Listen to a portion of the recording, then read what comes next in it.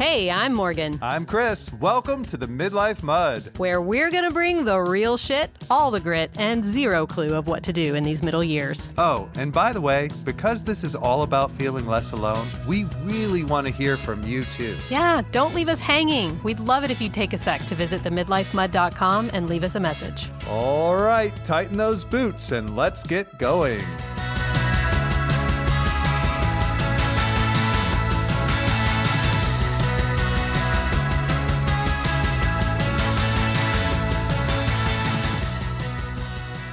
Hello. How are you feeling? Well, you said I look like shit, so. Okay, but now I'm being nice, and now you're calling me out again.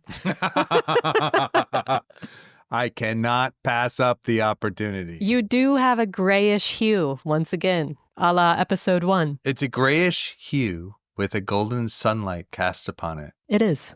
Are you sick? Yeah, I woke up last night shivering at 3 a.m. Yeah. So, yes, I'm sick with something. Well, if it makes you feel any better, I am narrowly avoiding it. I just kind of am waiting for the other shoe to drop because 3 out of the 6 of us has come down with some sort of plague. So I'm just kind of waiting. It's inevitable.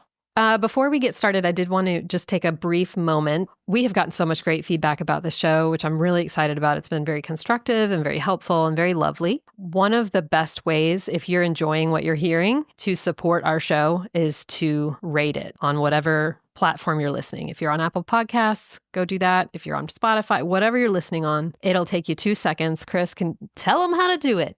Tell them what they've won. It's funny how I've become the expert on this. I know. I'm so not. Well, for the record, we actually had to look it up last night and try to figure out how to do it ourselves. So we are going to give you instructions really fast. It looks different depending on the platform. If you're on the Apple platform, you need to be on the actual show page and then scroll down all the way to the bottom. You'll see the comments. And just above that, there's a place to rate the show. If you're listening from Spotify, and those are really the only 2 that I looked at. Yeah, they're the main ones. Then you again need to be on the show page. And at the top of the show page, right underneath the Midlife Mud title, you'll see a couple of options. All the way to the right, there are 3 little dots called an ellipsis. Hit that and it'll give you the option to rate the show. Yep. The other piece is if you rate it, please share it right from the show page or the episode that you're on. In the top right corner, usually, you can hit a button and just share it. So if it makes an impact on you, spread the impact to another person and see what they think. Yeah. And the whole reason behind that is we have said before, we really want to show up here authentically. We want to invite other people to do the same and build a community of people who are willing to kind of accept all the good, the bad, and the ugly that midlife has to offer.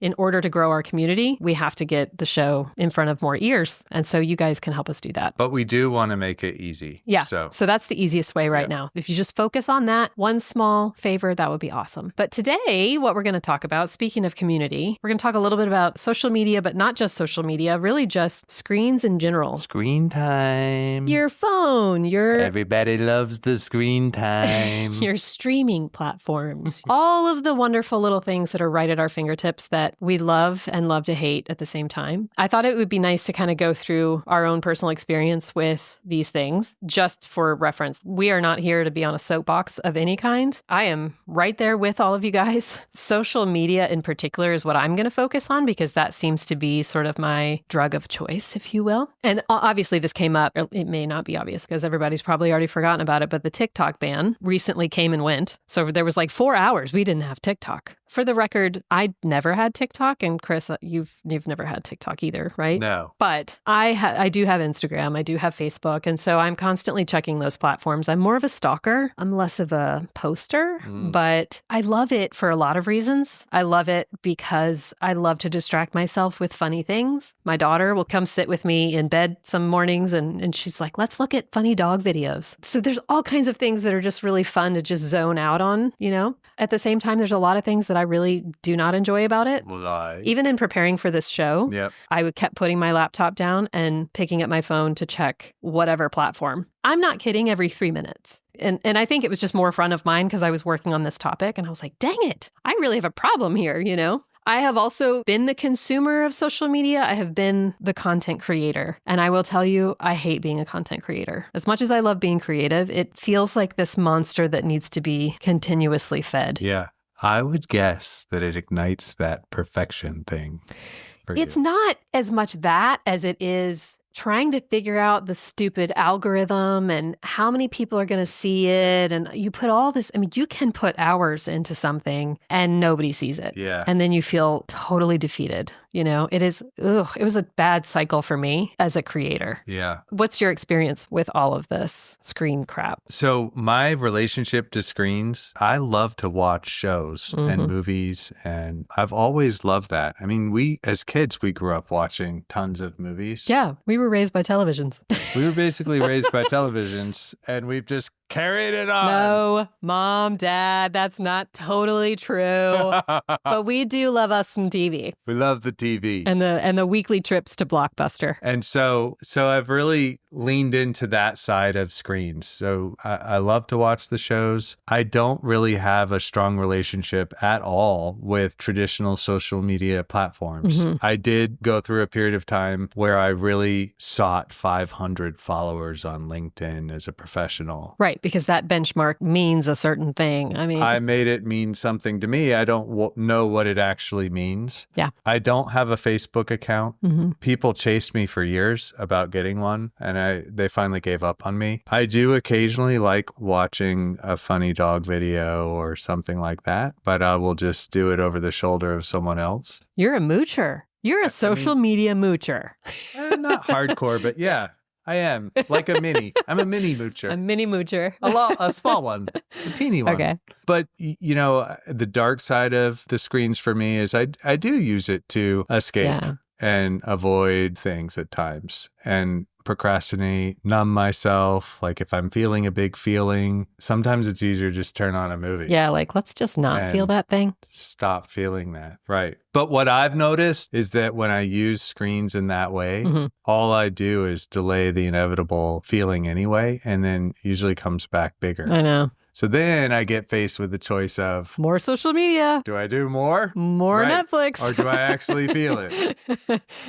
Damn it, it's still there. It's not different than an addiction cycle. It's not. And why in midlife are we particularly vulnerable to an addiction cycle with our screens? We're really busy. I know I am really overwhelmed a lot of times, and I just want to sit down and not feel anything or deal with anything. Yeah. And that's the lowest hanging fruit. It's kind of like cheap junk food. You're not kidding. I know it's not going to feel real good, but damn it, it's going to taste good in the moment. And it's right there. You just pick it up. It is so accessible. Right.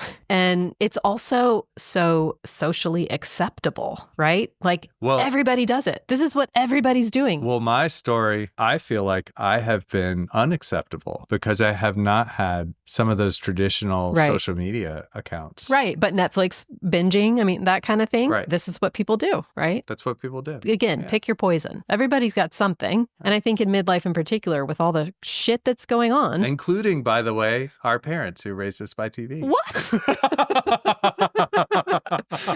The other thing that you and I both did in preparation for this episode, because we wanted to sound smart, was to read a book called Dopamine Nation. Many of you have probably read it. It's by Dr. Anna Lemke, and it's a lot about just addiction in general, but it's so applicable to our use of screens and our time that we spend with that kind of thing. She talks a lot about, I mean, as people, we are just constantly wanting to hit the easy button. It's so much easier to just pick up your phone and look at something, get that little dopamine hit, and carry on with your day. We want to, and we're invited to. We are really, they really try to hook you into coming onto the platform and staying on the platform, or watch more Netflix shows. The thing is, what we're trying to do in this podcast in general is accept that we are in the mud. We have a lot of things that we don't necessarily want to be doing in our lives, or maybe there's a lot of things we don't necessarily want to be feeling, but we know we need to. And so we as people are trying to do that. We're not doing it all the time, but we're trying, and we're inviting everybody else to do the same. So, and just to sprinkle a few out there, I mean, we've got parenting, caregiving, work stress, empty nest syndrome. Stop, you're giving me a heart attack. Financial responsibilities. I fucking walked outside last week and my tire was flat and I just got right on Netflix. Right. It's like, oh, I need my Netflix. Right. It's true. We've got a lot on our plates. And so it's understandable that we want to escape that. And the other one that's nested in all of those is kind of this ongoing identity crisis. No shit. Right. And guess what? Ironically, we're making that way worse. Oh my God. Because now we have no freaking clue who we are because we don't spend enough time with ourselves to really have any idea. Right. And the easy button is just really putting a constant delay on the feelings and the experience. And when that gets done for a long period of time, everything gets all backed up, all these feelings, all these emotions. And then it's just almost impossible, feels like it's almost impossible to sort it out. Yeah. And again, the interesting thing about this is it is an addiction cycle. Yeah, literally. Literally. You pick up your phone and do whatever it is you're doing, whether it's Netflix or social media or your email, whatever it is, and it gives you that dopamine hit. You get your temporary pleasure from that. And the thing is, your brain, your body naturally wants to be at balance, what they call homeostasis. And so with every high you get, there will come a low, almost equal or opposite, equal and opposite. That's what happens. Yeah. In fact, the cool thing is when we seek dopamine and we have that high, then the balance effect is we come back to a low and then back to the middle, right? Well, shit, that happens to me all the time. Somebody just yesterday actually gave me incredible feedback about this show and it made me have really good feelings. And about 2 hours later, I felt a little bit of a dip. And that's natural. That's what happens. But we started the whole show, Level 2 Fun, is the opposite. You put yourself in pain and you end up feeling happy. I mean, what the? We have to have both. We have to have pain. Right. We have to have pleasure. Both are necessary in life. Yeah. You do the things that are pleasurable in life. Like think about cavemen times, right? Eating is meant to be pleasurable so that you'll continue to do it to keep yourself alive. But I don't think the idea or the design of our bodies was ever intended to say, you're going to live in that pleasure all the time. There'll never be anything else. Well, no. And that's just it. The pain is also necessary because you step on a nail. Ow, that hurts. You needed to know that, right? So we need the pain just as much to survive. Right. And I think we forget that part because we're like, ooh, that's not fun. I don't want to do it. So we're constantly seeking a way out of it. But dang it, to really put your arms and embrace that idea I know. of all the feelings and just accepting and inviting all the feelings. Happiness, sadness, grief. No big deal, right? Like easy. Right. It sounds so simple. I know. No, it's not. And I can tell you right now, I know exactly that I escape it just as much. So the question of what's the impact of too much screen time? Right. For me, there is, so in the Netflix example, I just feel damn guilty. And, you know, here's a great example. When I was younger and I was really in a lot of crisis around who am I and how do I be the authentic me, but also still achieve this professional success and be the greatest father that I can be. And there were many days that became so overwhelming that I just retreated into Netflix on a Friday afternoon. After bringing the kids home and feeding them dinner, I would just turn on Netflix for them, turn on Netflix for me. And that's what we did. Yeah. And I look back at that, and that was a lost opportunity. And I felt bad about it. I feel bad still at times. I don't live in that regret, but I use it more as a fuel for how I want to live differently now. Yeah. And the other place that I go to, if we go back to my LinkedIn account with 500 followers, which I did, by the way, make the goal, that's a very fear-driven place for me. And it's a place of comparison. Yeah. Fear of not being enough, comparing to all those other people that seem to have more. Right. And ironically, they're probably coming from the same place of being afraid. Yeah. And so what are we all doing anyway? Well, we'll talk more about this whole idea of comparison is a whole episode in and of itself, if not more than that. But yeah, we're all kind of showing up in this place, doing this thing. And it's like, what is it that I'm putting out there? Is it real? Right. And one other thing that comes to mind when we talk about this is going back to embracing dreams and practicality. From our last episode. The idea of being creative as an access point to dreaming and vice versa is super critical. I know it is for me, and I think it is for many people. And does that exist anywhere in this loop of chasing the dopamine high or the social media or watching the shows or right. Where is creativity? Like if I think about feeling creative, I don't feel creative when I'm using my screen most of the time. Yeah. However, I do when I work on content for this show. Right. Well, and I think that also just comes down to intention. Yeah. The other thought is that it's just costing us time, right? Time is a finite resource that we have. It's precious. And we need to use it for a lot of things, like a lot of practical things that we have to do in midlife. We also need to use it to have that time with ourselves so that we can have that space for creativity and dreaming and moving forward and understanding who we are, you know? But spending time with yourself, spending time with myself Ooh, scary. It's a practice skill.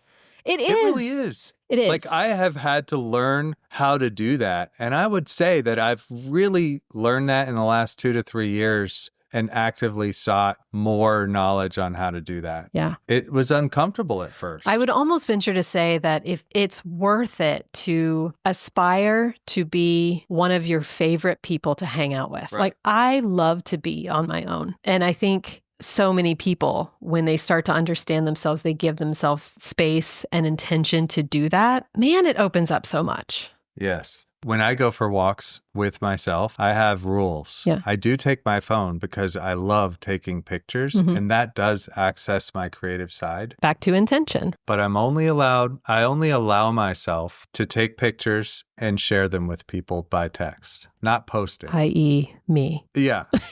And you're like, God. I have all the sunsets. Here we go. I have all the beach sunsets. I know. You've been very hospitable. I love them. They're so great. They are. So it costs us time. It costs us connection. I mean, we've all heard this stuff before. I don't think we're saying anything new here. What is it that we really wanted to take note of in terms of what if all of it, all the screens, all the stuff that we didn't have 30 years ago, right? What if it was all gone tomorrow? How do you think you would react to that? Well, look, I'd be fine with it. You know, if someone took your Netflix away, I would struggle for about a week. Okay. I would. Okay. I would. Thank you. I would withdraw. We're being real here. Yeah. But, you know, think about when we went out to New Mexico last summer. Yeah. And we really didn't have our phones not connected anyway, right? And so there was none of that. And I don't know what that experience was like for you, but for me, I did not miss it. That's interesting that you say that because Right. I didn't miss it either. But also I was so outside of my normal environment. And so if I were in my current environment, my everyday life, and you took all of that stuff away from me, I would sure as fuck notice it. Oh, well, that was the fine Sure. print. I would need to move Yeah. onto a high mountain plain and then I would be okay. Yeah. Right. Like, I mean, I know I would eventually be okay and I wouldn't Right. be sobbing over it, but I would have this feeling of like, oh, I'm forgetting something, Yeah. or almost like the shakes, you know? It is like a withdrawal. I mean, I was able to take pictures on that trip. If I really didn't have a phone, there are things that I would miss. I would miss music. I would miss shows. And I am okay with watching shows. I don't begrudge myself that. Yeah. It's just what's my intention behind it. And if I'm putting off connecting with somebody or doing something that I've committed to myself for doing, then the phone is becoming a distraction to the values that I've chosen as a person. And that's where the conflict lies for me. And that doesn't feel good, whether you know it or No. not. When there are your own values in conflict with what you're actually doing, it sets you up for this like dissonant kind of something's not right feeling, even if you can't articulate what that is. What did people around you do when the TikTok ban thing happened? Did you talk to anybody about it, or Everybody was kind of freaking out. And was there anyone personally that you know that was like, Not really. Well, the kids kind of freak out a little bit because they literally sit on that thing for hours and hours and hours. But one thing, to flip it around a little bit, I was watching these news stories and the farewell TikTokers, you know, and I guess I never really thought of social media as a livelihood. And some people do use it for that. oh my God, they make their living off of it. Yeah. Right. So, geez, that would be hard. Right. To have that ripped out from under you without any real, Right. That would be really hard. But I think the fact that people can really make their livelihood there is an interesting point. What does that say about the way that we use social media in particular? Right. And kind of what's the payoff? Yeah, exactly. What I'll say about the TikTok ban, I saw one of my boys for like the first time in a couple years. Right. No.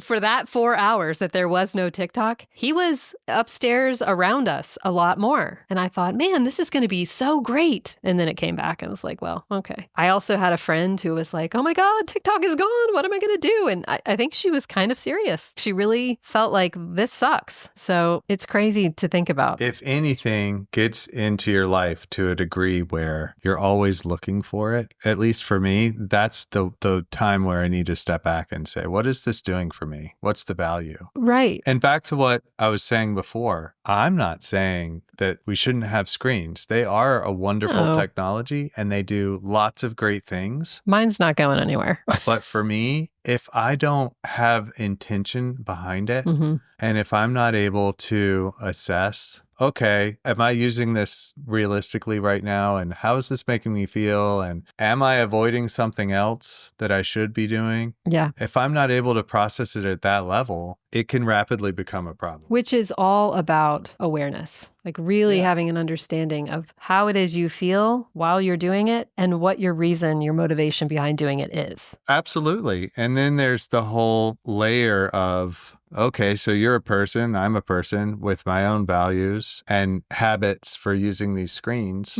And most of us have kids who are watching. Right. And they're watching us and we're modeling a certain value. Well, they're not watching me. They're watching their screens. They still watching you. I can do whatever I want because they don't even know I'm there. They're still watching. I know, they are. Yeah. You don't think they definitely do. They definitely do.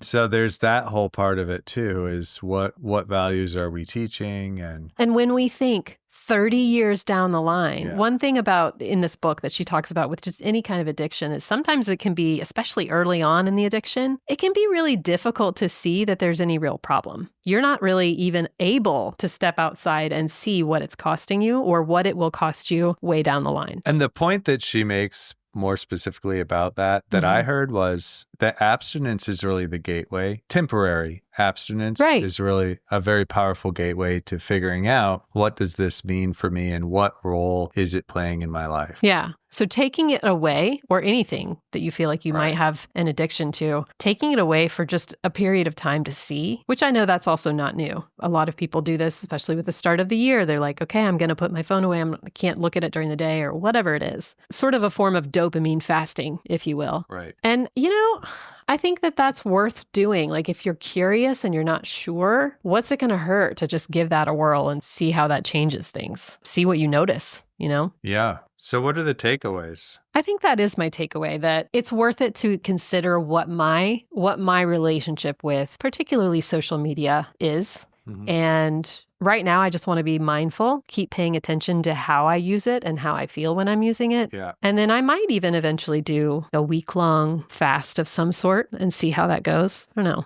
I'm tinkering around with that idea. That's an interesting thought. What about you? Well, intentionality is the number one thing for me. It's important for me to check myself and make sure that I can keep a distance from how I use my screen. Yeah. And there are certain days where I need to just put it down. And I have played with not as extreme as a total fast, but I've been playing lately with this idea of off-limit screen time. So starting 8 o'clock at night, an hour before my bedtime, I don't have the screen. And then it's not really been a big issue for me first thing waking up. Some people like pick it up and start scrolling for half an hour before they get out of bed. Mine is more before bed. So I've been playing around with that. So not total abstinence, but again, that is a form of intentionality. Yeah. These are all ideas of self-binding, and that's a time-bound. Yeah. And what I'm trying to recognize or observe in that time when I'm not using my screen is what that feels like. And what do I do with the time? You mean the restlessness? Yeah. Yeah. No, I know. And to just be with that. What happens if we just sit in some discomfort for a bit. It's not going to kill us. No, it's back to embracing all the things that life has to offer us. And that includes happiness, sadness, anger, grief, all the things. All the mud. Yeah. Damn it. Here we are. So I think that's all we got today. Excellent. Do you want to say anything about rating the podcast again? Please rate the podcast. If you're probably already in the grocery store and you're not even listening, but if you've listened this long, you definitely should rate it and share it. And with that, we're signing off. See you next time. In the mud.